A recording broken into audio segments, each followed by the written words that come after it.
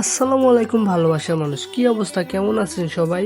আমি আল্লাহর রহমতে অনেক ভালো আছি। তো আজকে রাত্রেবেলা আমরা যাচ্ছি ঘুরতে মেলাতে। আমি ভাবছিলাম মেলাতে আমার বউকে 10 টাকার বাদাম খাওয়ালে সে খুশি হয়ে তারপর বাসায় চলে যাব, কিন্তু না, সে আমাকে এতটা যে ফকির বানিয়ে দিবে সেটা কখনো কল্পনাও করিনি।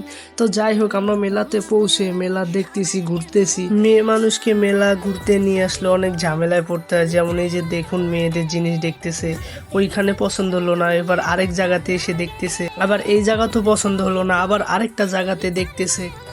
এরকম ভাবে দেখতে দেখতে ভাই আমার তো জীবন পুরা তেনা তেনা। আমি আমার বেবি কোলে নিয়ে হাঁটতেছি আর সে দেখো কত সুন্দর মতো ঘোরাঘুরি করতেছে, যেটা ইচ্ছে সেটা কিনতেছে।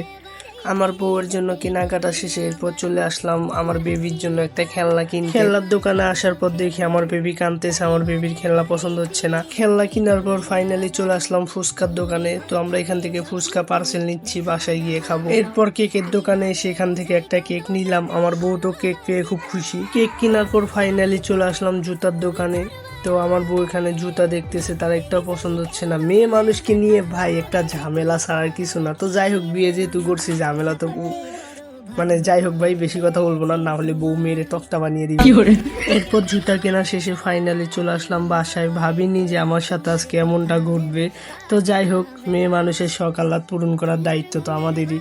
তো আজকে ভিডিওটা এই পর্যন্তই। আল্লাহ হাফেজ।